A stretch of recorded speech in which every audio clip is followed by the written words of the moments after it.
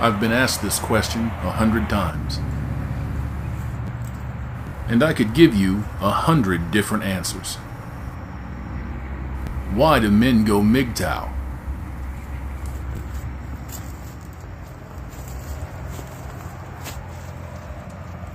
Let me tell you why.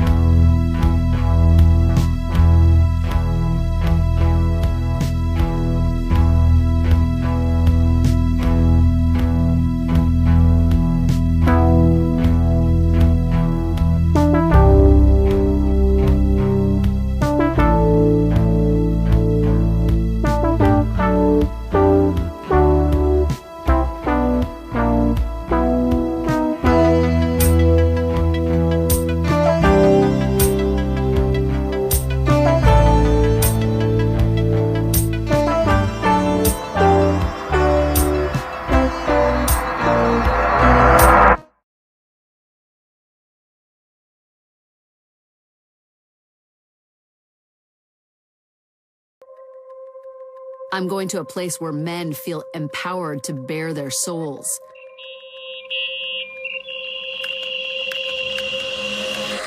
The internet. So I had no idea that there is this thriving community of men who've taken to the internet to express grievances, primarily about women. In fact, there's a lot of animosity. It's a movement that has a name. It's called the Manosphere. The Manosphere is a vast informal network catering to men's views and fears. Consider yourself warned. These guys don't hold back. Within the Manosphere, there's a faction of men who are giving a stiff middle finger to relationships. It's called MGTOW. Its members are suspicious of newcomers. What is MGTOW? So, MGTOW. MGTOW. Eles são MGTOW. No name. Came from the MGTOW movement, I think is how it's pronounced. No explanation. If you are part of the MGTOW community and no personal story. My MGTOW video, MGTOW. It's a hard thing to admit, but it's understandable why they would choose to go their own way. And that's what's scary, is there's actually a rational reason why they would do that. I go to YouTube and I type in MGTOW. And I see videos that men have uploaded, you know. MGTOW, men going their own way.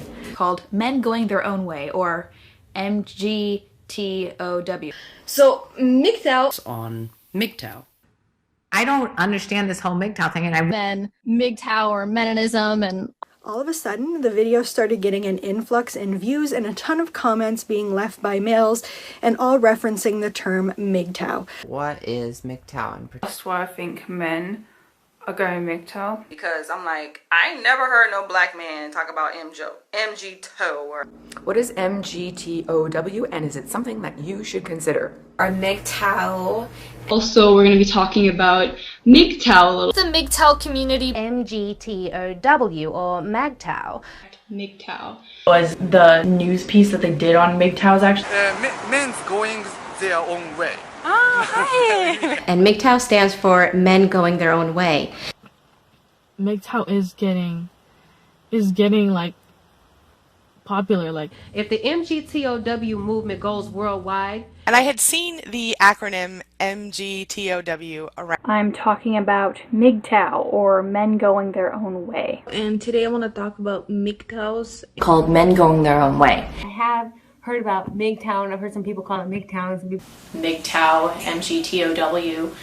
There's an organization or a movement called MGTOW. MGTOW? You heard of that? Yes. Discovering the group called MGTOW had MGTOW. MGTOW, or, you know, MGTOW.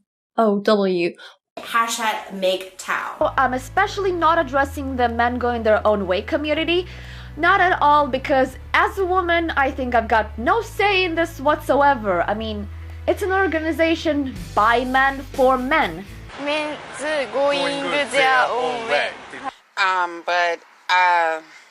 This MGTOW thing, it's really been on my mind lately. Hey, what's happening, MGTOW?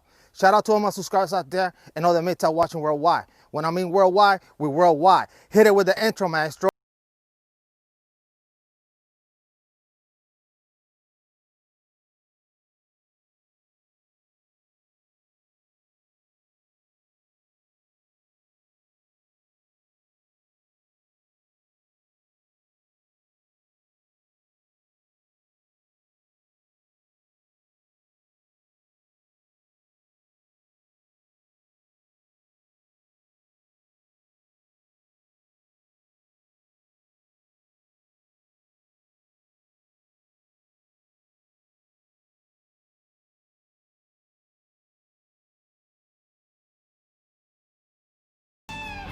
I spend a lot of time on the road.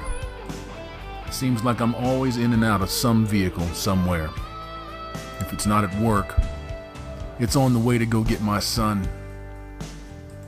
It goes without saying that the 30 hours a week that I get to see him, 3 weeks out of the month, I spend more time traveling to get him and take him back to his mother's house than is actually spent doing something that matters. It's hard to look at an 11-year-old boy knowing how much he needs his father and realize that we are slowly but surely becoming strangers to one another.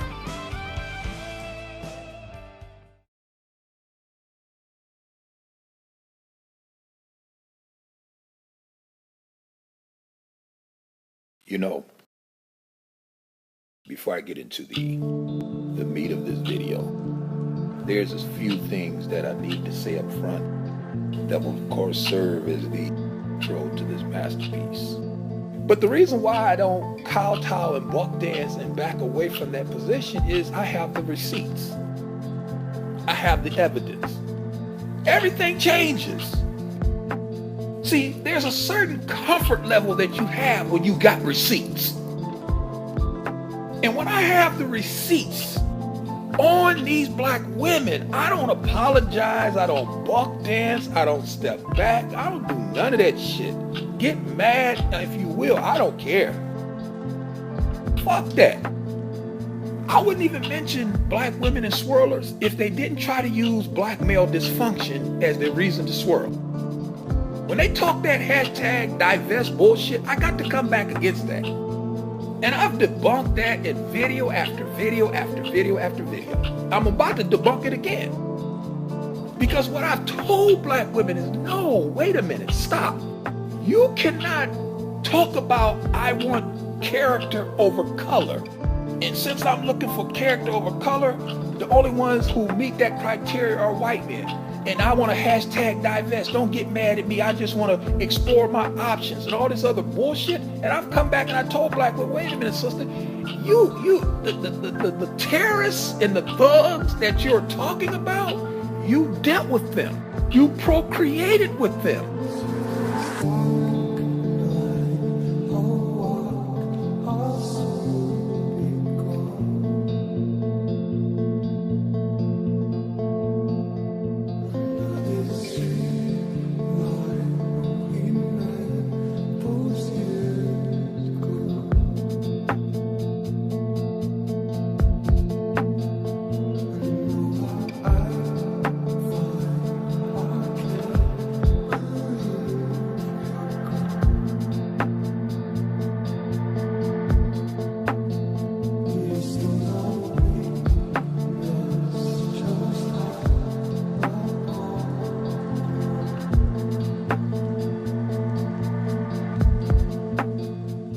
You married them.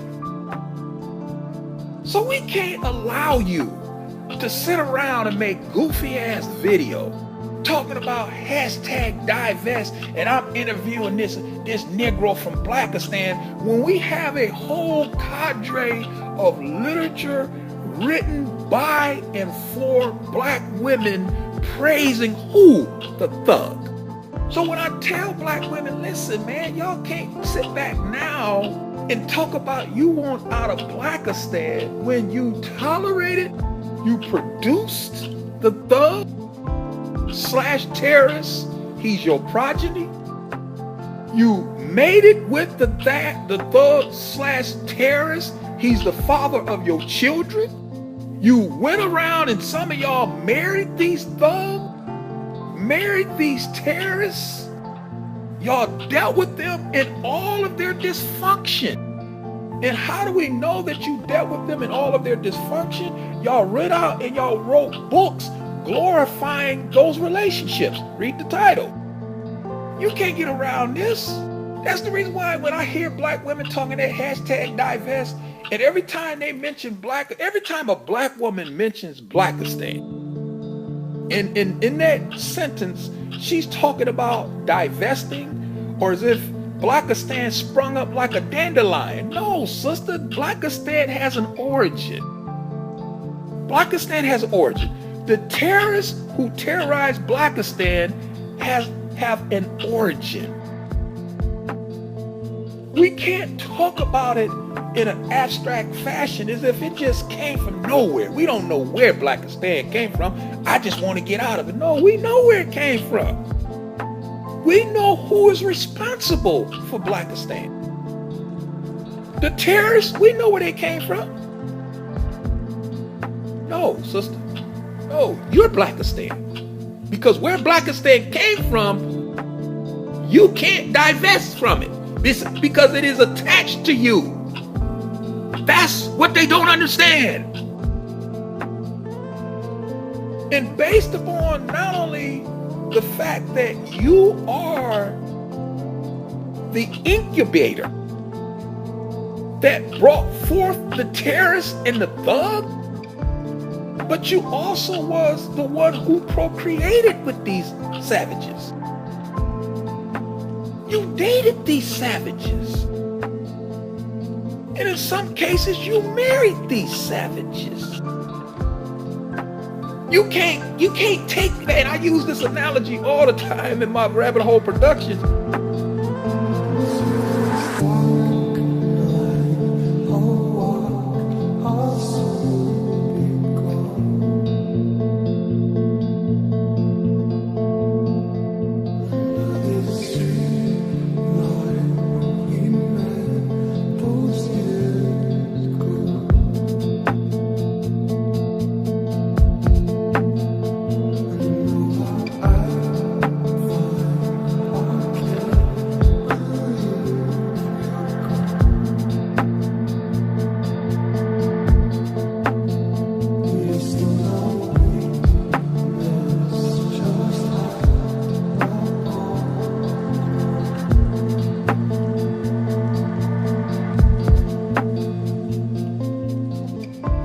Turn back the miles on that car. You just can't.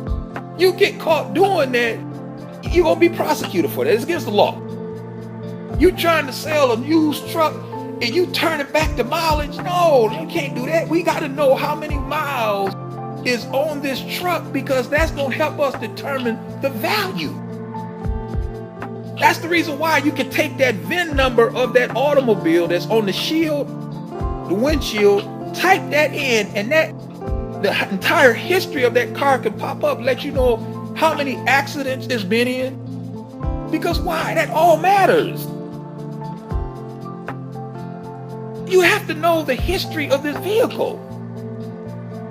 Likewise, this sister, I mean, listen, that's the reason why, again, I don't blame white men for saying this shit. When they say to their women, once you go black, we don't want you back. And again, I tell y'all that if she's cute and she takes care of herself, oh, they will hit it. They ain't about to marry her. And you still willing to argue with me and do goofy shit after all of the evidence that I have shown you, you just don't want to see it. That's why I don't fuck with you. You're going to have to learn the hard way. A hard head makes a soft ass, as my father would say. You refuse to listen? Okay, you'll learn one day. And as the African proverb goes, if they don't listen, then life will teach them. If they won't listen to what you're telling them, then let life teach them. Because life is going to teach you a lot differently than I will. And that's the reason why I don't say nothing to all these Captain Save-A-Hoe ass Negroes running around here trying to defend these sisters. And the reason why it's fair is because I have the fucking receipt. All those brothers making videos and response videos trying to bicker and argue with me with shit that I say in videos. I know that since you won't listen to what I'm telling you, I know life is going to teach you. Because that is a universal principle. It's just like sowing and reaping. You will reap what you sow. Not only will you reap what you sow, you will reap more than what you sow. That's life. Can't get around that. And since you Negroes don't want to hear what I'm telling you, then let life teach you, because life is going to teach you the hard. So all these sisters talking about divesting and getting out of Blackistan, interviewing some goofy Negro that she says is in Blackistan, makes no sense. Makes no sense. It absolutely makes no sense once you consider the facts, once you look at the receipts, because the receipts speak for themselves.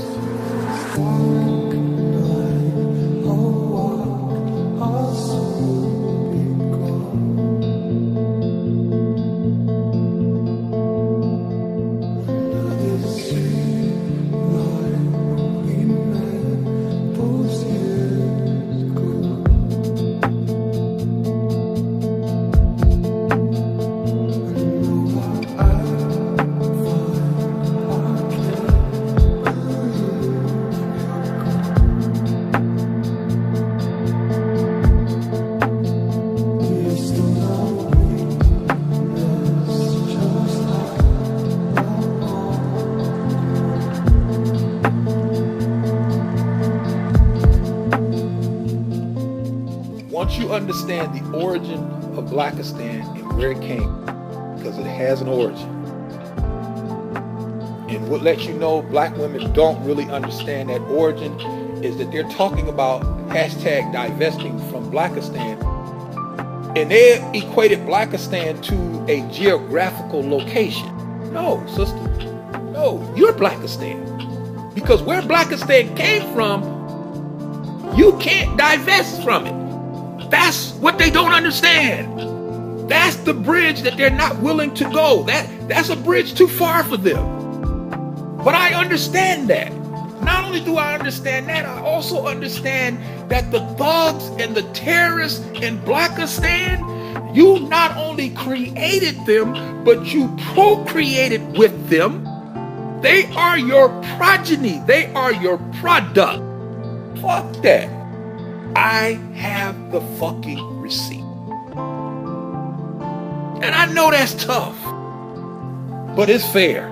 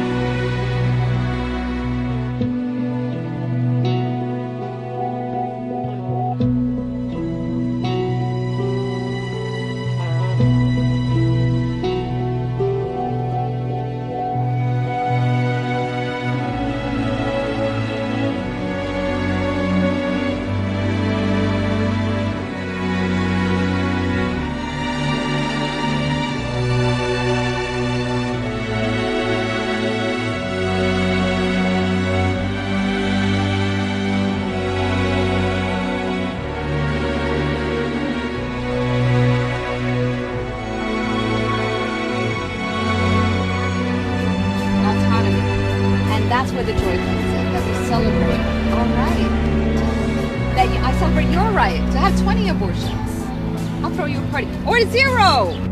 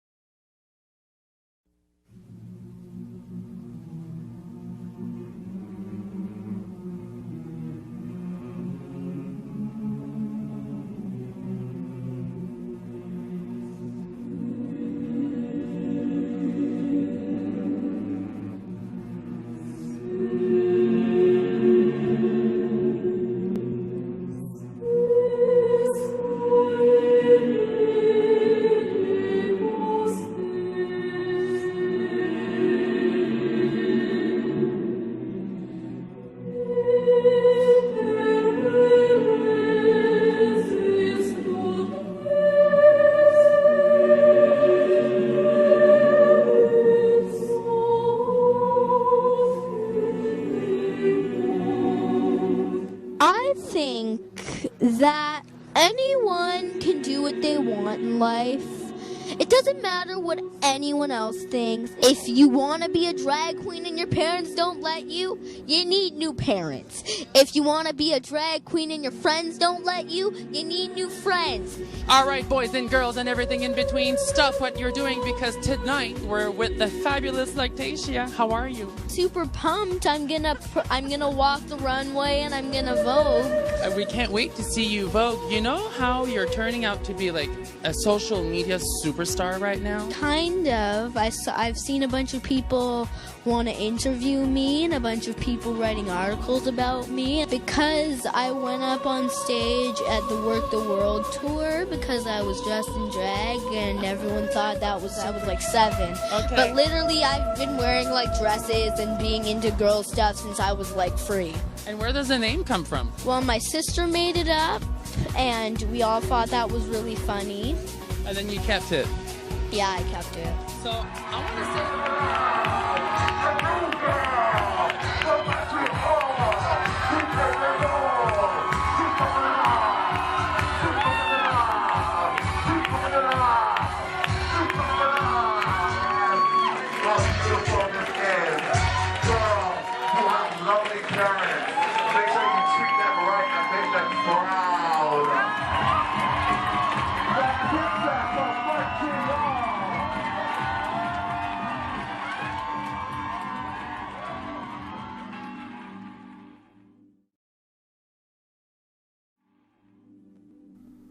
You know, it never ceases to amaze me to hear a woman, any person, say, "Where have all the good men gone?" Ladies, I would like to introduce you to all of those good men. They're right here, right in front of you. With hundreds of thousands of children being drugged every year in the United States of America and most of the westernized world, with boys taking puberty blockers, boys that aren't allowed to mature into men.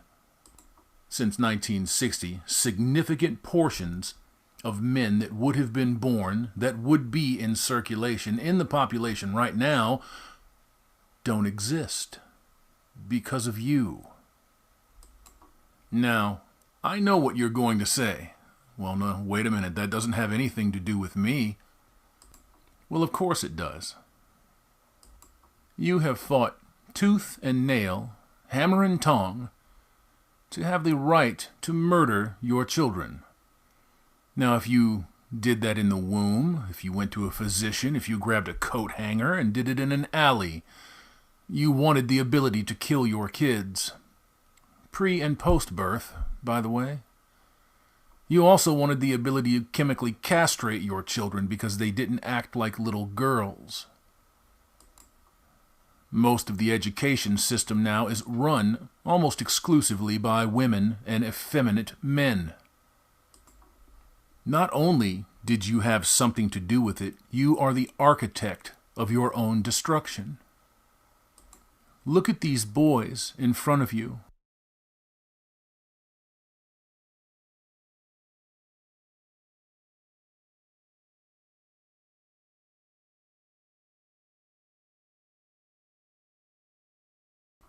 We are now in a position in Western society where it won't take more than 2 generations of current trends to completely erase European society.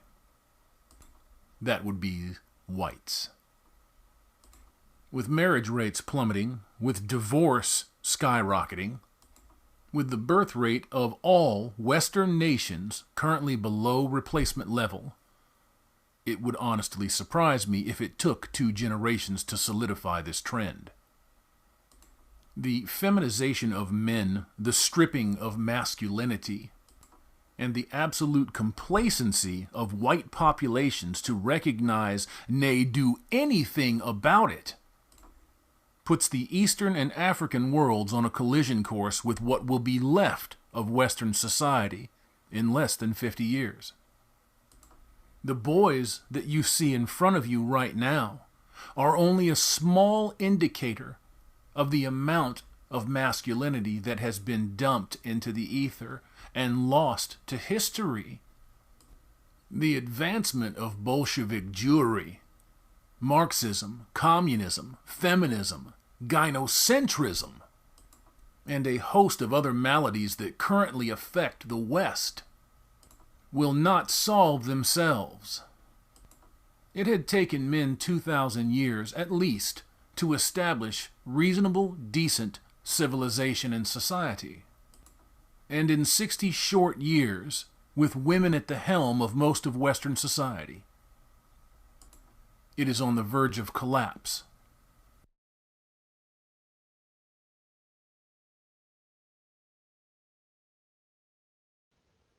In the EU, Australia, and North America, all aspects of our lives have now become politicized. Such a demonstrable fact admits that our societies are not only radically shifting to an augmented Marxist paradigm, but that the entire range of our human experience is also under this subversive filter.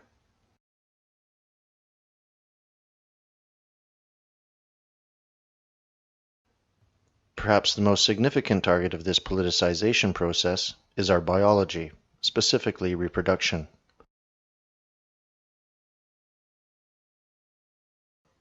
Whether it be Planned Parenthood, feminism, the LGBT front, or the effects of sterilizing chemical inputs, the attack on Western reproductive behavior has been relentless for almost a century now. And at present, the coup de grace is taking place: miscegenation. In such a few short years, a massive mainstream push has completely inundated Western society with sexualized white, non-white pairing arrangements in both institutional and commercial settings, earmarking in particular the younger generation for such programming. It is, simply put, a logical, evolutionary component to the European replacement model which, for several generations, has subtly but continuously been pacifying our group's sexual acceptance of outside races. Once normalized, however, there would be no going back, and the entire history of the parent haplogroup will forever cease to exist. The difficulty in achieving a complete revaluation of beliefs within a culture over 2 generations is impossible to comprehend but for the fact that it has simply not happened before. Some examples could be made, such as the Bolshevik assault against Russian Orthodox culture during the 1920s and 30s, the Anglo-French subjugation of the North American Indians, and the Moorish occupation of Visigothic Spain, to name a few. Although these episodes had drastically different elements at play, each operating culture under attack eventually overcame the struggle to retain much of its cultural and racial identity after a period of time. In all 3 cases, language, religion, art, and social infrastructures were suppressed to varying degrees by the conquering culture in its attempt to maintain dominance.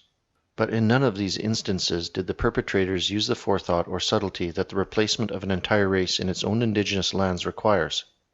Only within the architecture of a liberal surrogate culture similar to that subsuming ours may one observe such a deceptively laid design. The inversion of values and morals occurs at a certain point in the life arc of any particular culture. When the Roman Republic was transformed into an imperium, its entire ethos also shifted, and the days of honorum publicus and racial sacrifice became numbered.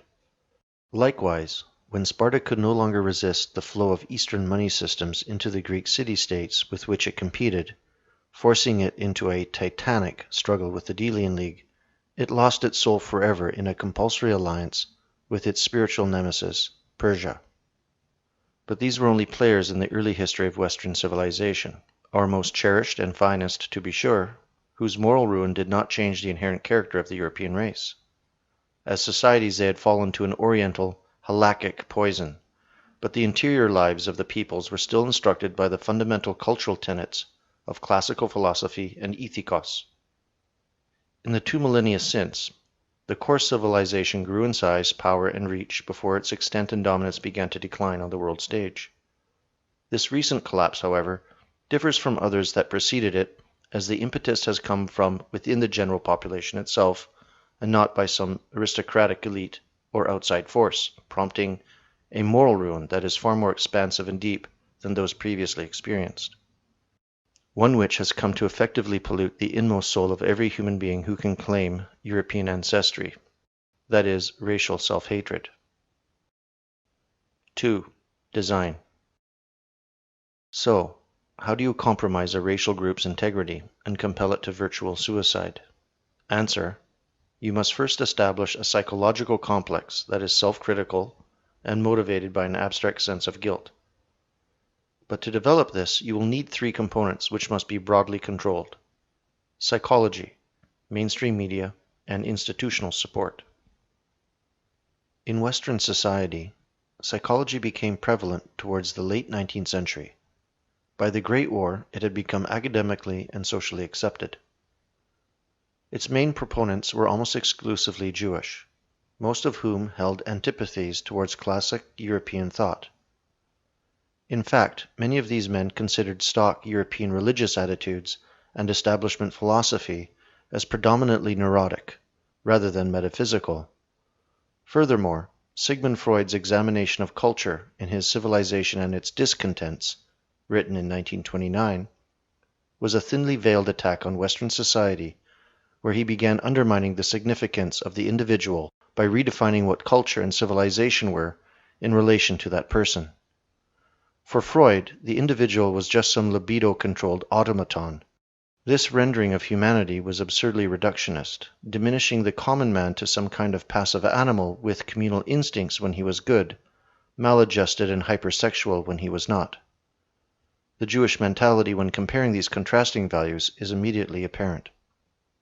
But the road had been paved, and the next generation of academics, one group of German-born intellectuals in particular, took these subversive anti-classical ideas and rewrote them into the greatest cognitive threat ever imposed on a civilization: cultural Marxism. With the Frankfurt School, we have the emergence of an avant-garde group of thinkers who passionately desired a despondent, pathologically motivated, self-inimical culture to replace the burgeoning, nationalistic, optimistic European culture that was quickly eyeing the world as its own dominion. They were, to a man, Marxist Jews, and their vision of a socially bankrupted Western culture devoid of classic European values became the revolutionary force behind the post-1945 world. Their intellectual creation, critical theory, was a toxic mixture of Marx's critical methodology and Sigmund Freud's subtractive view of humanity and culture. In a word, it was designed to establish a highly politicized social contract where the principal players in society were no longer people, but issues. This, they realized, would bring about a catastrophe in Western civilization, a sort of collective schizophrenia. Their belief was that after this massive breakdown, in the throes of nervous exhaustion, European culture would then be powerless against the social programming necessary to make it permissive, liberal, and creatively impotent from within, entirely malleable to a Marxist intellectual elite for millennia. 3. Promotion. The approach to promulgating such an anti-cultural model within a society is a delicate business, as the tendency of a healthy, homogeneous population is to identify, then thwart, alien ideas that run counter to its sense of well-being. In the case of the Frankfurt School, its principals had the fortune of deportation from Germany, only to land influential positions at a number of academic institutions in America. One can make the observation that these situations, at the most prestigious universities, were given to these intellectuals without any competition. They were just handed placements, directing the faculties of sociology, philosophy, psychology, and law at the most distinguished institutions in the United States. They then began teaching the next generation of educated Americans how to despise their own country, its people, its traditions, its laws.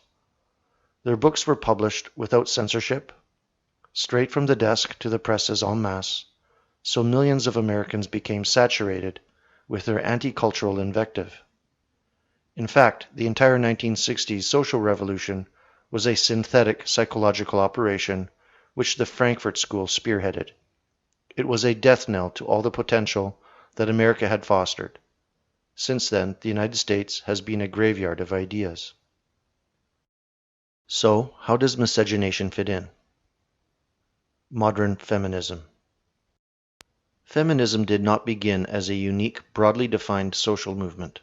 It was a subcategory of revolutionary Marxist strategy that sought to undermine the family unit in the West. After the subsumption of feminism into modern liberal social dynamics, which the Frankfurt School aggressively endorsed, the generally understood concept of the family, a foundation stone of all races or cultures for millennia, and a barrier to authoritative rule, was deliberately fragmented through law codes and negative socialization. By wedding them to the liberal welfare state through social and economic sponsorship, European women were given carte blanche in their sexual and relational behaviors. After 2 generations, Western reproductive rates plummeted, the roles of men and women were blurred, and the sexual binary that sustained European civilization, like every culture that has ever existed, was broken.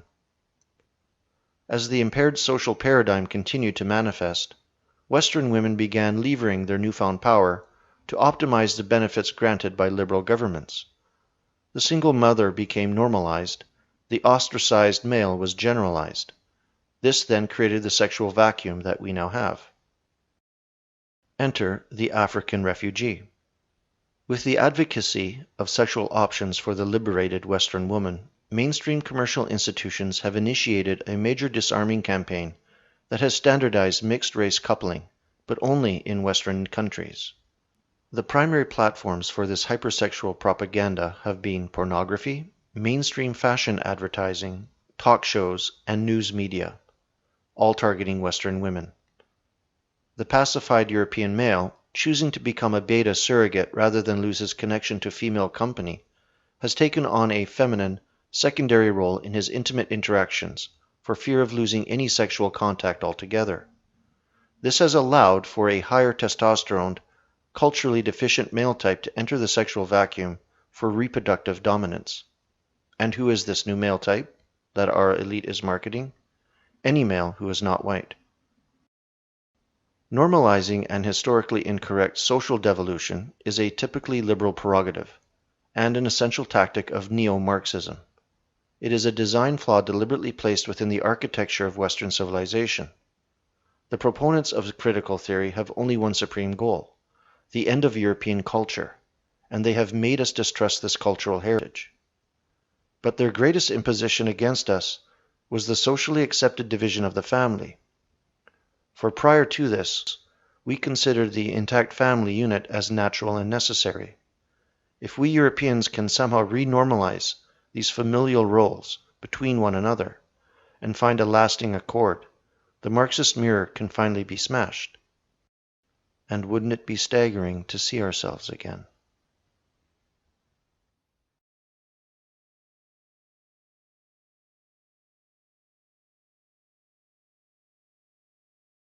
There is a new type of man on the horizon, one that refuses to bow, scrape, or ask permission.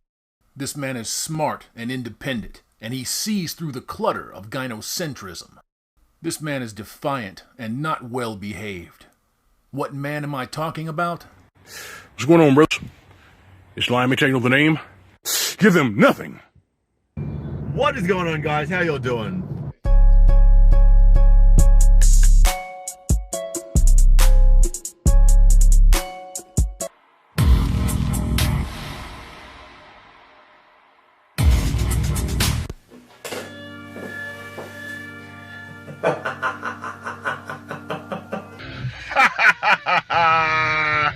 You know who it is, and you know what time it is.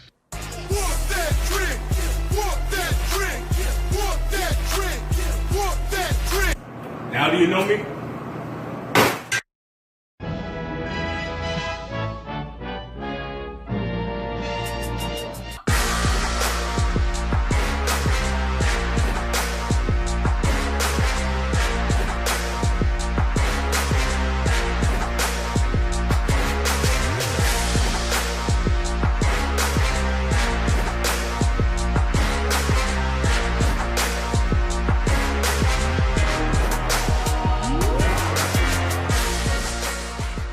One very direct solution we have is men checking out and going their own way, which they are currently doing in impressive numbers. And if you're wondering that I'm saying that MGTOW is the men's movement, you better believe I am. It is the largest, most functional part of it. It is, in the truest sense, the movement of men, away from toxic expectations, away from rigged contracts, and away from ways of thinking that create a belief that we are beholden to women. Men going their own way don't agree to produce children just to have them taken away. They don't get their property stolen by the state and given to a woman. They don't live, as many men do, watching their interests, their friendships, and their dreams slowly erode till they disappear. They don't start contracts on their knees, so they don't end up on their knees or flat on their backs when it's over. By owning their lives and actions, MGTOW are reminding us every day that there are no victims, just volunteers. My position is that the black woman's disrespect and rebellion against the leadership and the authority of the black man is a direct cause of the breakdown in our black family structure. This is some of everything that we have done, or that we do daily, that contributes to the breakup of our relationship, the destruction of our man, and the failure of our children to be able to function. They did not tell us that all of that, being my own person and I'm independent, would lead to separation, loneliness, celibacy, and lesbianism. They didn't tell us that if you give up the man, you're going to take one of these things and it's worse and it will destroy your nation. And what these women are not going to understand, the succubi is going to look around and she's going to be all by herself. She's only going to be surrounded by her simp worshipers and her dusty betas. And she's going to realize that these men aren't good enough. She's going to realize that now that she's realized her transgressions, she needs the wisdom and guidance and integrity of real men. And she's not going to be able to find these real men. They're not going to be where they used to be when she used to walk by them every day. She's going to look back and see that they're not standing there anymore. They're not at the construction sites. They're not at the schools teaching. They're not in uniform anymore. They're not doing the manual labor. They're not in the office setting. Some of these men will be long gone, off the grid. Someone will be pushing 18-wheelers on the highways and byways of the country where you'll never find them again. Others will be in the military, traveling the world, finding out other cultures, living free. Other men are just going to be traveling, seeing the world, Some will be in your colleges and universities, no longer in the hood, Ivy League schools, learning a better way. These men will be creating their own businesses online, at home. They're not going to be at your clubs. They're not going to be in your hole-in-the-wall bars where black men die on a regular basis. But yet, you always notice black women always at the clubs where brothers die all the time. They're going to stop coming to these places. They're eventually going to cancel it out altogether. They're not going to be at your Super Bowl parties, my dear. You're going to go to watch the game, you're going to put on your jersey and your makeup, and you're going to go to the Super Bowl party, and it's going to be all women. A lot of these good brothers are going to be gone. They're going to be in Africa, China, Europe, Australia, Thailand.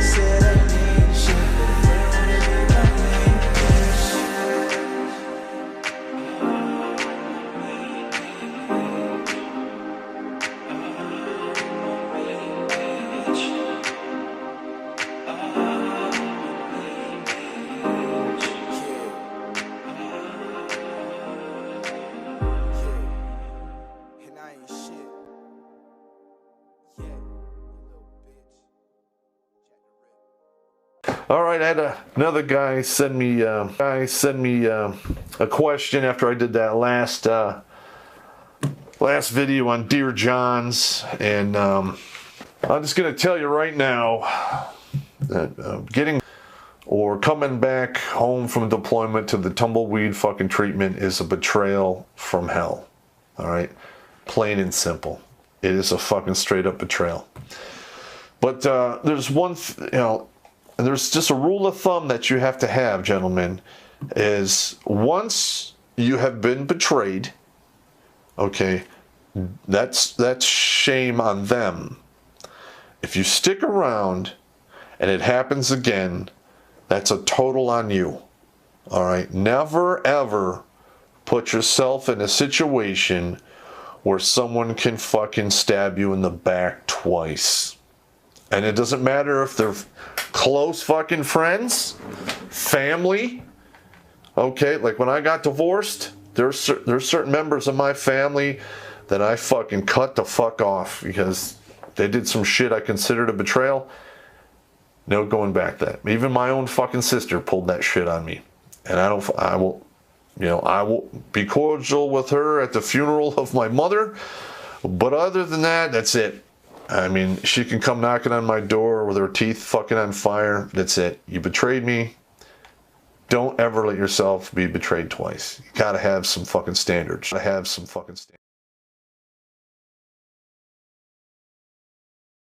Going on a date. $100. Engagement ring. $2,000. Getting married. $90,000. Lifetime alimony. $200,000. Child support. $300,000. That feeling when you tell a thought to fuck off. Priceless. The silver MGTOW ring. Take pride in your freedom.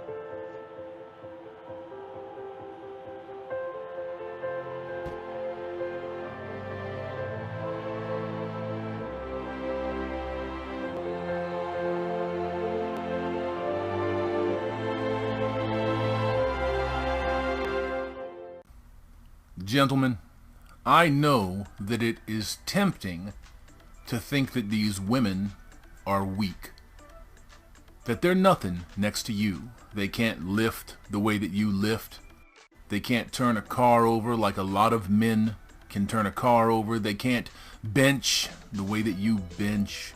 The woman that you're looking at right now is Zoe Quinn. She just contributed to the death of a game developer through bullying, harassment, intimidation, and the loss of employment.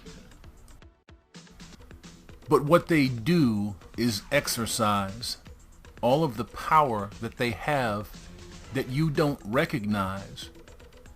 And some of you still to this day refuse to understand that these women have the upper hand.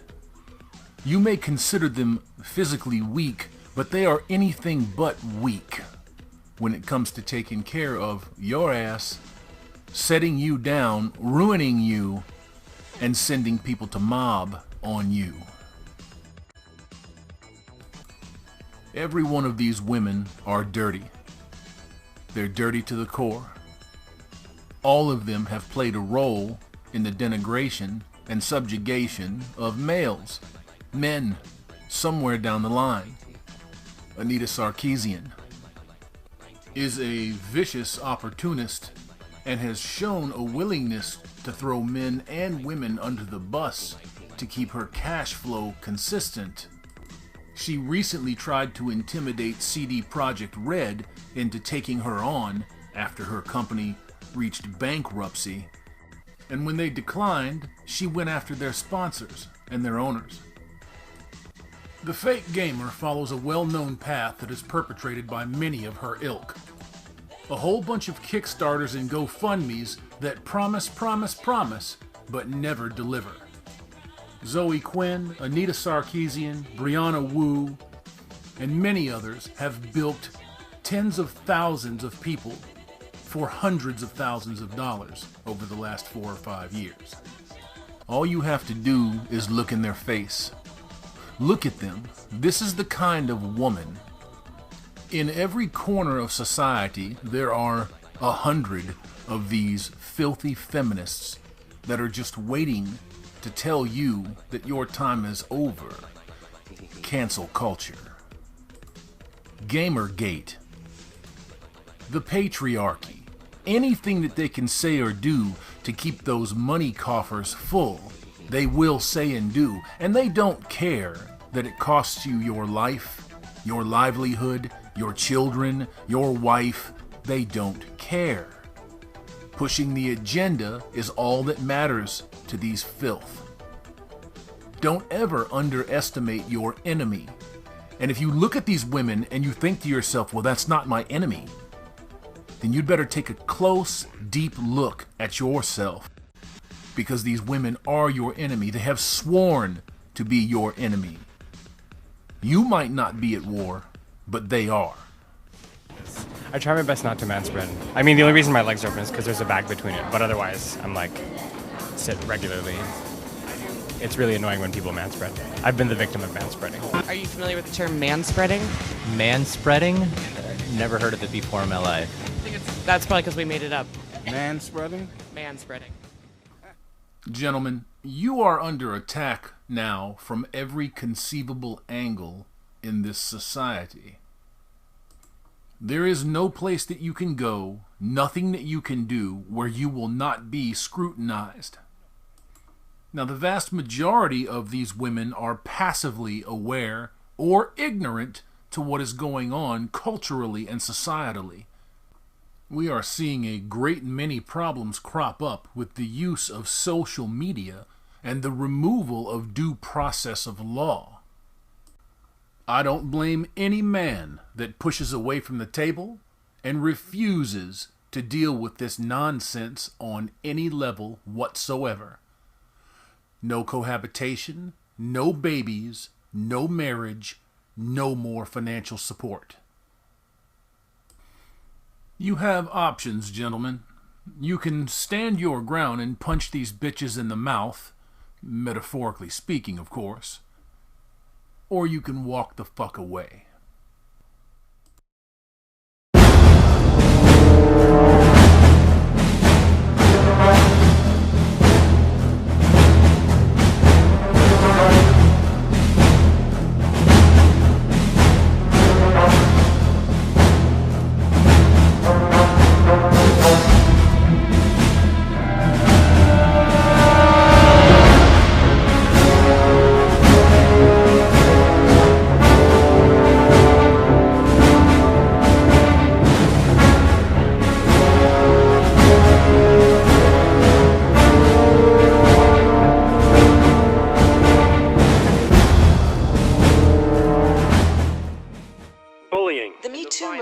Sexual harassment. Masculinity. Is this the best a man can get? Is it? We can't hide from it. Sexual harassment is taking over. It's been going on far too long. We can't laugh it off. Who's the daddy? What I actually think she's trying to say. Making the same old excuses. Boys will be boys. Boys will be boys. Boys will be boys. But something finally changed. Allegations regarding sexual assault and sexual harassment. But she says And there will be no going back. Because we believe in the best in men. Men need to hold other men accountable. Smile, sweetie. Come on. To say the right thing. To act the right way. Bro, not cool, not cool. Some already are. In ways big Yo, men, and small. I am strong. I am strong. But some is not enough. It's not how we treat each other, okay? Okay. Because the boys watching today will be the men of tomorrow. Growing up, I was always trying to figure out what kind of man I wanted to become, and I'm still trying to figure out what kind of man that I want to become. I always knew I was different. I didn't know that there was a term for the type of person that I was. I went into my transition just wanting to be happy. I'm glad I'm at the point where I'm able to shave. South, south, north, north, east, west, never in a hurry. Right. Warm. Now don't be scared. Don't be scared. Shaving is about being confident. Oh, you're doing fine. You are doing fine. I'm at the point in my manhood where I'm actually happy. It's not just myself transitioning, it's everybody around me transitioning.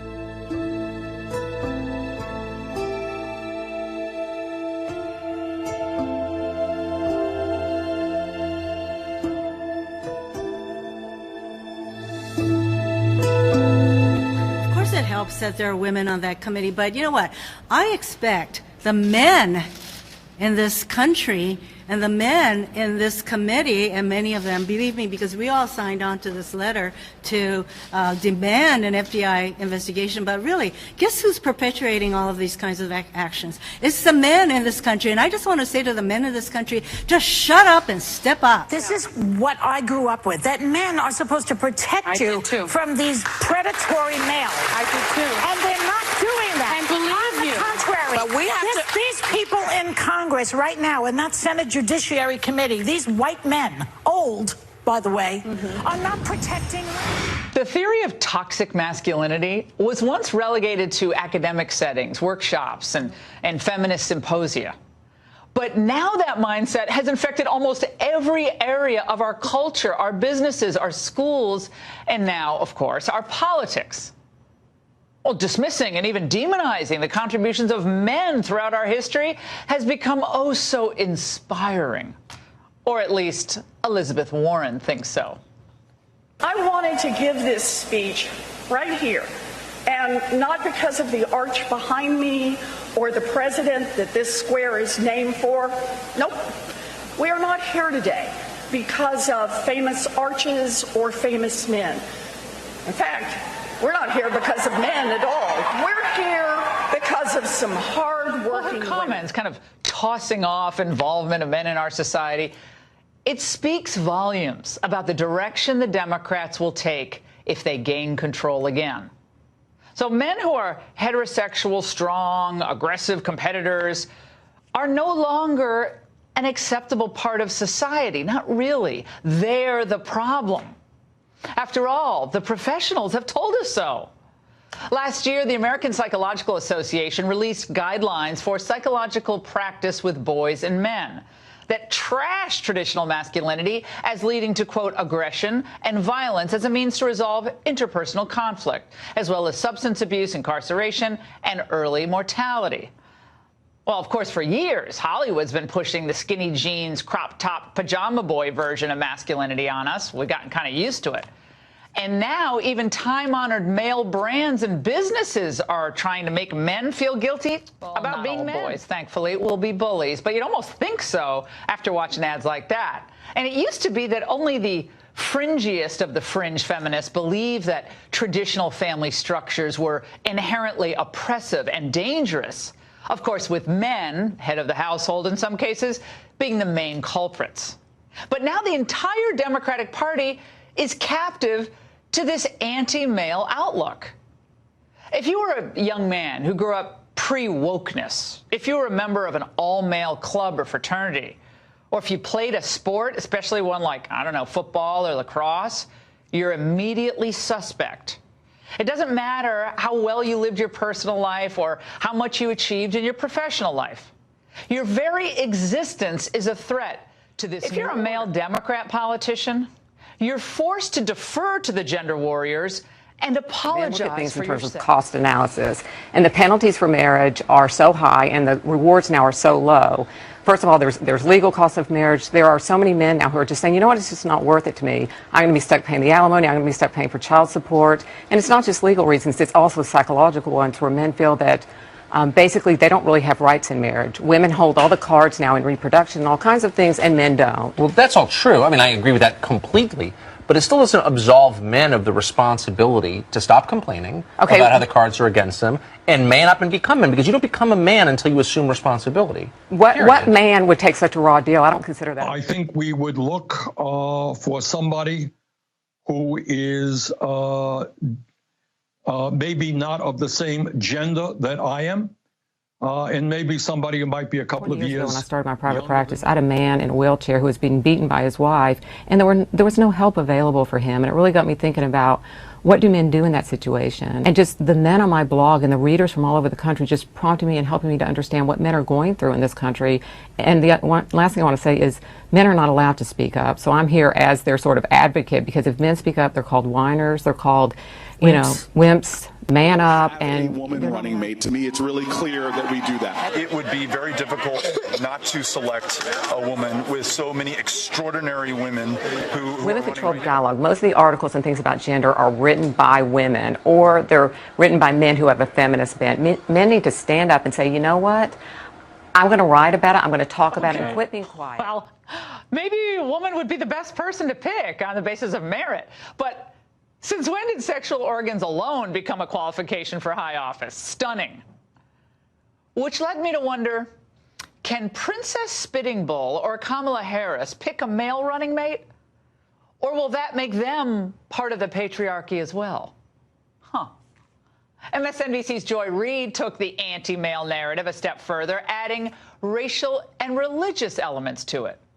And when you have a very determined minority, in this case, wealthy white men and wealthy white Christian men and Christian Americans who are of the fundamentalist variety, who are very clear that no matter what happens, if they have to pull the South Africa model to maintain power forever, they will do it. And they're not afraid of it, and they're increasingly open about it.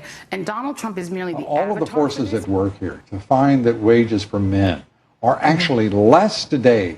The median wage for men is less today than in 1968. Exactly. The implications of that are extraordinary. They can't support a family on that median. That's one of the wage. reasons they can't support families. So lower income women don't want men as often, and lower income men are getting married less and less at all ages. And part of it is not just that they're going on strike, but the women a lot of times don't want lower level men. The other thing is women are becoming so highly educated now that they want higher level men, and the men don't want to go to college anymore because colleges have become so feminized in some sense that a lot of men don't. It starts early in the earlier grade. And the state isn't. It's a level of dependency that is going to alter the way we live. They're increasingly open about it. I must have missed all of that. And by the way, I have to say this. When they attack our founders or kind of dismiss them, this is where they're going. The entire American experiment, they believe, was sinful and awful because it was started by conquest. White men with their traditional notions of work and morality subjugated women and other minorities. End of story. Nothing really good came after that. Thus, the thinking goes, it's the duty of all secular leftists to marginalize and hobble men who obstruct their vision of revolutionary change, political and otherwise. Now, think of where that leaves us as a society, this entire mindset, and as a country. With our men either neutered or perpetually in a defensive posture, dismissive, or angry and alienated. Now, that's toxic. If you prefer an America run by a bunch of gender-enlightened bullies, then by all means, vote Democrat. That's going to be fun. What do you mean feminized? I think that resonates, but what do you mean? I mean that everything has become about what girls need, what women need. It's not about what boys need. A lot of times boys are into mastery, they're into skill, competition, and our schools are so filled now with people who only look at sitting still, reading books that are basically for girls. And a lot of boys are interested in other things. They don't want to just sit still, and they want to learn in a different type of way, and the schools don't allow that. We have boys in this country who can't read, and nobody does anything about that. We also have so many female teachers. There are only 16% of teachers now are men in the elementary schools. Is that right? Yes, and those female teachers, according to the London School of Economics, did a study, and they found that female teachers as a whole give lower marks. What do you mean when you say men are on strike? How? Men are on strike in terms of like marriage, fatherhood, and even the American dream in the sense that they're not even going to college as often because there are so many reasons. It's just become a very bad deal for men today, and people don't realize it. People think men are immature. Like there's all kinds of books written by Hannah Rawson, like The End of Man, and all kinds of things about the decline of men and manning up or whatever. But I think the real thing is that men feel that right now it's just a very poor deal in terms of legal issues. Men don't get kids as often. They're only about 10% of the time do they get child custody. They're the ones paying alimony. I just did a radio show and the guys were talking about how they literally were pushed out of the room when their baby was born and a mother was told that was asked questions about, you know, is your husband an abuser and that type of thing. And it's just appalling. Men across the United States on my blog. I run a men's rights blog, and I've worked with men for over 20 years in my private practice. And what I found is that men say that it's the legal ramifications. They don't have any legal rights in marriage anymore. There's something called coverture, and what it is used to men held all the cards in marriage, and they held the legal rights. Now women do. And if you look at it, men, when they get divorced, they only get custody of children 10% of the time. Even if the woman's cheating? If the woman's cheating, and if that's not your child, most states say you still have to pay. You find out 3 years later your 3-year-old isn't yours, you still have to pay. Son of a guns. Yes. Well, I don't know. Son of a guns.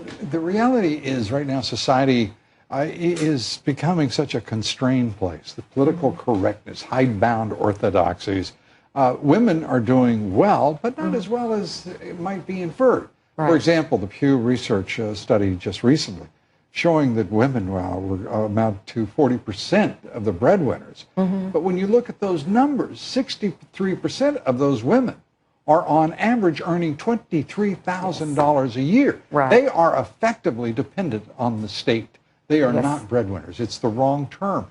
They're not winning, and there's not much bread there. But what's happening is they don't need men anymore. You see, they've let state have become their husband. The state is now their husband. The state is now their husband. The state is now the husband. Their husband. The state is now the husband. That's a great way to put it. That's exactly what it is. Husbands are now expendable.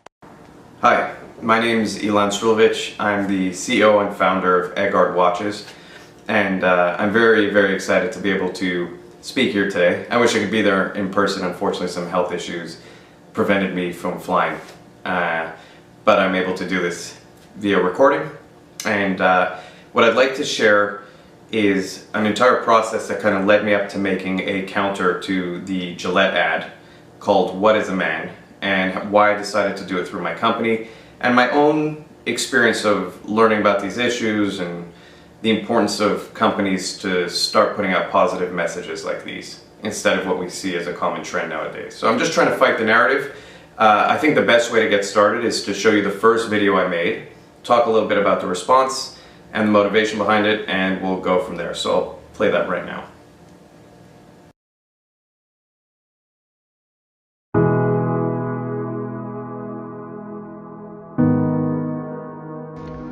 What is a man? Is a man brave? Is a man a hero? Is a man a protector?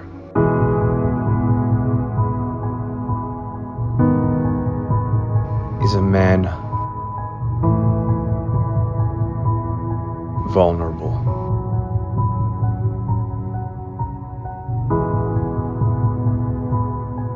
Is a man disposable?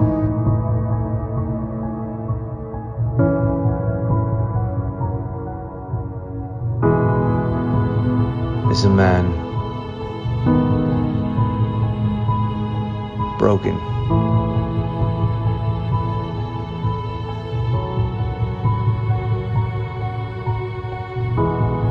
Is a man trying?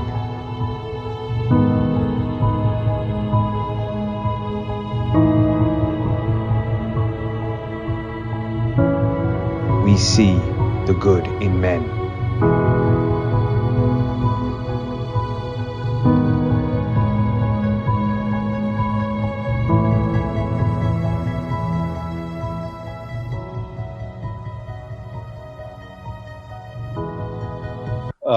And there is a lot of that going on. I don't just look at these guys, though, and say, well, they were just losers that had a bad relationship. You know, we live in a culture that men get ripped to shreds in relationships many times. And anytime they even try to talk about it, people tell them to shut up. And they need to talk about it. They need some sort of audience for those problems, and they're not getting it. So we shouldn't be too terribly shocked about the MGTOW phenomena as it is right now, at least in that group that I'm talking about, mainly YouTubers. There's, I don't know, 400 or 500 of them out there that I know of. and probably a good bit more, but there is a very strong feeling that marriage has become unsafe ground for men. Marriage? Marriage. Why is marriage unsafe for men? Because we have corrupt family courts that practice bias against men and fathers routinely. And men are waking up to this, that they don't get a fair deal. Why don't they get a fair deal? Because of the preferential bias for mothers in custody.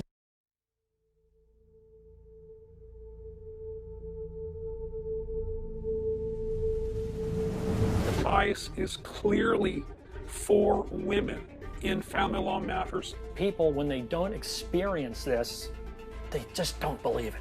Whoever can tell the best lie wins. When you're in family court, some people are just better liars than others. When you get married, what are you signing up for? You don't even know.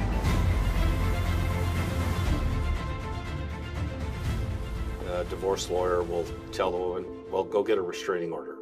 Doesn't matter whether or not there's any intimate partner violence. It doesn't matter. How is it that a lawyer who is bound by some sort of ethical protocol, counseling me, giving me legal advice to stage domestic violence so I get the upper hand in family court? And that automatically then puts them in complete control of everything. Home, assets, kids, everything. The way it is when you see your child under supervision is demeaning. They put a temporary restraining order on me, and I was not allowed to go to what was my home. It makes you feel like a criminal, like you're an abuser. Honestly, I think feminism is so pervasive in our society, and if you talk about problems, that men can have problems even, you get looks of an incredulity. We know for a fact that having a father in a child's life leads to better academic performance, better language skills, better socialization. You know, teen pregnancies are higher when fathers aren't involved, criminality, drug abuse. Men need to have a vested interest in their children, and if they have no legal right for that vested interest, why stick around? Why stick around? Why get into marriages in the first place? That's a really basic question. They're told to suck it up. I mean, men are, isn't that the whole thing about being manly, is being stoic? Somebody has to take apart the theories. Somebody has to say, wait a minute, that's wrong. So I've taken phone calls in the middle of the night from total strangers, from men who don't know where to turn, sobbing about how they can't get to see their kids. The entire family law system needs to be changed. It's called best interests of the child, not best interests of the court. Every parent deserves a fair trial. Every child deserves both parents.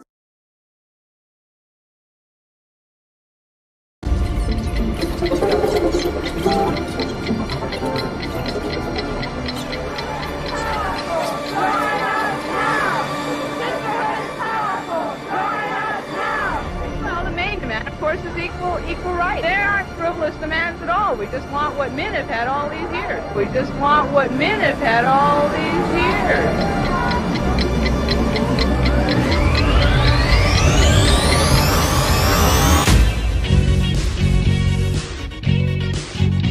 years. You have to teach women, do not live with this idea that men have the chivalry thing still with them. So don't be surprised if you hit a man and he hits you back.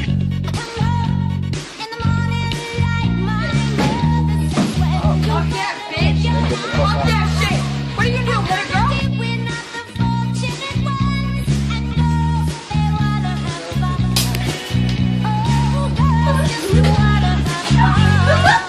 What the fuck are you going to do? Oh my God, why are you still standing in front of my face? I'm not gonna do shit, okay? It's 4 o'clock on a Sunday afternoon. A woman swings a bag at a bus marshal, then calls for a heavier weapon. First, give me your scooter block. Dog got help. Look at the face,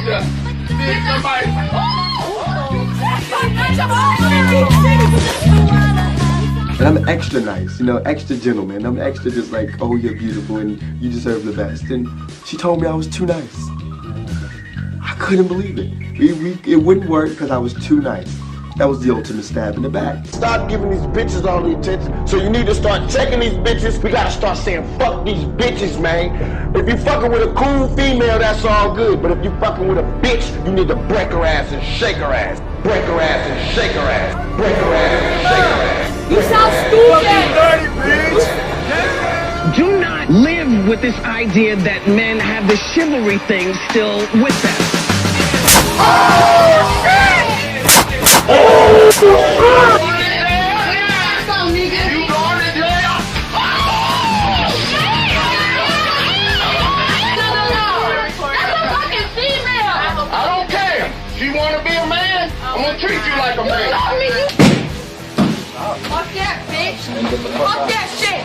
What are you gonna do, hit a girl? Oh! She hit you, dog? Damn!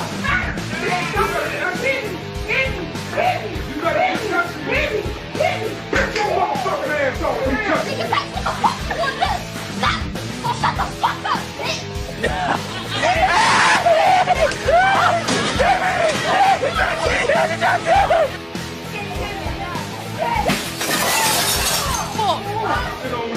Touch me again! Touch me! I'll fuck you up! Why's your face bleeding? Tell me the fuck up, bitch. For the fucking God, nigga. For the fucking God, nigga. Ooh, whoa, whoa. Fuck out. She hit you, dog? Damn. Get the fuck out. You get the fuck out. Go. Oh, fuck out. Why you in here? You just hit her, dog? Hey, yo, get the fuck out. Hey, it's okay, I'll go.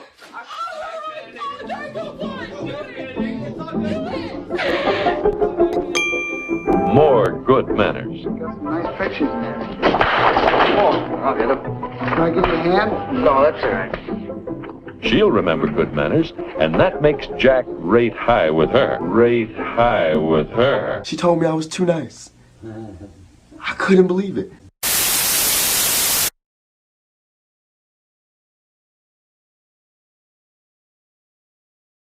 John here. Welcome to another episode of John Talks, and welcome to another case of Get Woke, Go Broke, because that is exactly what Gillette did. Now, if you remember a little while ago, but I was going to call it Gillette, the best a trans can get. This particular one that's on ET's website, Procter & Gamble takes $8 billion write-down. $8 billion loss. And here's the crazy thing, all right? The only section of it and classified as overly masculine, raging sexist, and they're dumping the brand. Gillette's social justice, yes, it is not that complicated, Gillette. It ain't that complicated. Men not only have hair to shave, but self-respect to uphold. To be looking for answers online right here after learning that Alfred Angelo Bridal Shop was suddenly closing all stores nationwide tonight. It started with some posts on Facebook. Let me show you this. Actual store sign, closed sign, went up just an hour ago, but the news, it spread quickly today, sending dozens of customers into a As if wedding planning wasn't stressful enough. They were blindsided, we're blindsided. All I can do is hope for the best. Tampa Bay brides-to-be like Heather Kirk. I was kind of panicking when I got the news this afternoon. Now in jeopardy. I have cried 4 times today. Christina Keller rushed from Clearwater after seeing a Facebook post warning Alfred Angelo Bridal would close in a matter of desperation. Oh my gosh, I need to drive to Tampa right now, and I'm not leaving without my dress. Staff told customers to pick up their dresses by 8 tonight. The bridal shop merchandise out. This store is going above and beyond. They are in there right now packing up FedEx boxes so that they can send brides their dresses. Management inside Tampa's location would not give us any details to a Miami-based attorney, while Keller didn't leave empty-handed. I would have drove across the state for this dress. Others are left waiting, hoping the bridal chain comes through.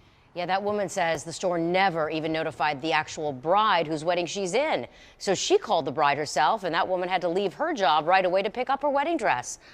Excuse me. For the latest on this developing story, keep with us on ABC Action News and our app. Again, we have the attorney information posted there. And if you or someone you know is affected, reach out to us right away on Facebook. The institution of marriage has suffered a decline across the world, but it is here in the aging societies of Asia where it's got governments and families, it's got governments and families, it's got governments and families, it's got governments and families most worried.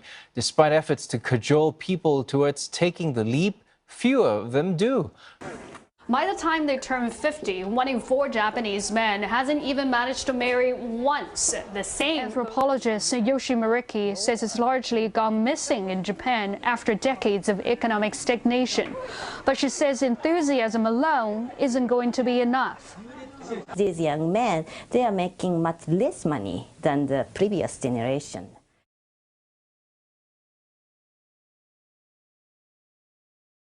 So that then still the women are looking for similar level of economic strong and capabilities. From the economic structure, it's just not. We were just talking enough. earlier about marriage and who recently has got married, and actually I think marriage is actually, the statistics of marriage have halved, I think. Yeah. Do you think marriage is irrelevant? Is this why why aren't men getting married? Well, the bottom line is it's a raw deal. For men, it's a really raw deal. The benefits are heavily outweighed by the dangers and the risks. If you're a man and you divorce, the outcome usually favours women massively.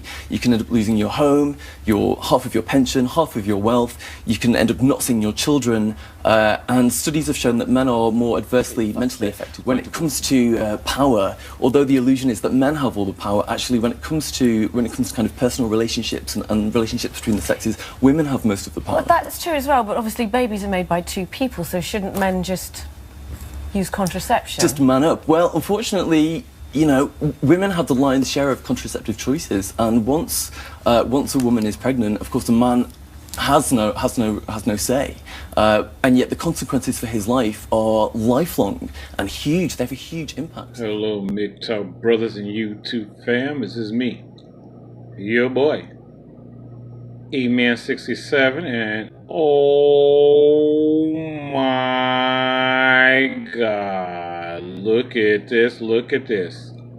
The only bad thing about this is that unfortunately people Hey guys, Alex aka Miggy here, and today's video I actually want to give a shout out to Hammerhand MGTOW who found this article just recently, and it's about a girl's best friend, which is a wedding diamond ring. So it turns out that Signet Jewelers, parent company of Kay, Zales and Jared, to close another 150 stores. The world's largest retailer of diamond jewelry is planning to close another 150 stores in the fiscal year. Officials with Signet Jewelers, which operates approximately 3,300 stores primarily under the name brands of Kay Jewelers, Zales, Jared, the company closed 262 stores, including 232 stores located in North America. In Money Watch, more store closures are planned from the owner of jewelry stores like Zales, Kay, and Jared. In a statement, Signet Jewelers said it will close 150 more stores this year and cut some corporate staff. It's part of a 3-year plan to turn the company around. In the last fiscal year, Signet Jewelers closed 262 stores. CEO Virginia C. Drozos, I bet she's pretty angry, said in a statement Wednesday that last fiscal year the company began its Path to Brilliance transformation journey. Yep, working out brilliantly, building foundational capabilities to drive future growth. She said the company made progress on, quote, initiatives achieving double-digit e-commerce growth, delivering 85 million of net cost savings, and continuing to optimize our store footprints. However, we did not finish the year as strongly as expected due to a highly competitive promotional environment, continued consumer weaknesses in the UK, and lower than expected customer demand for legacy merchandise collections that impacted our holiday fourth quarter results, Drozos said. So this is what happens, guys, when men are not getting married anymore. Men are walking away from the plantation, men are not buying diamond wedding rings, and this is the impact. The diamond industry is seething because they're losing millions, if not billions of dollars, and that's because men have been ignored. You know, look at family courts, look at universities. Men are largely disappearing from households. Men are just basically turning away from the family life and doing their own thing. Now, I personally don't think it's a good thing because obviously our populations are going to be drastically reducing over the next 40 to 50 years. And guess who's going to be replacing you guys? So there you go. According to a company statement, there's also will be limited new openings, primarily consisting of repositions to off-mall locations. By the end of the fiscal year in February 2020, quote, the company expects it will have reduced its store base by 13% over a 3-year period. Of the company's 3,334 stores, 2,857 stores are in the US, with K having the most stores with 1,214 and Zales having 658. Based on figures from global marketing research firm Coresight Research, bankruptcy filings and company earnings reports, nearly 6,500 stores are already slated to be shuttered. So this is the impact, guys. This is what happens when MGTOW grows across the world. The pinch is felt right at the jewelry stores. What do you think about this story? Gentlemen, leave your comments below. Just a short story for you today. Thanks for watching.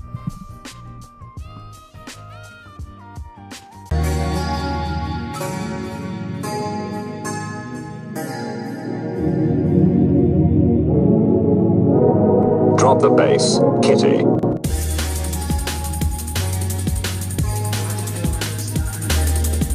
Got money in the bag. Shawty, what you think?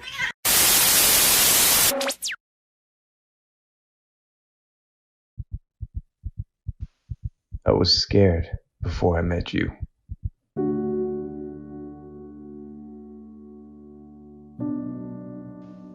But the moment I saw you for the first time, I knew it was game over. I would love you forever.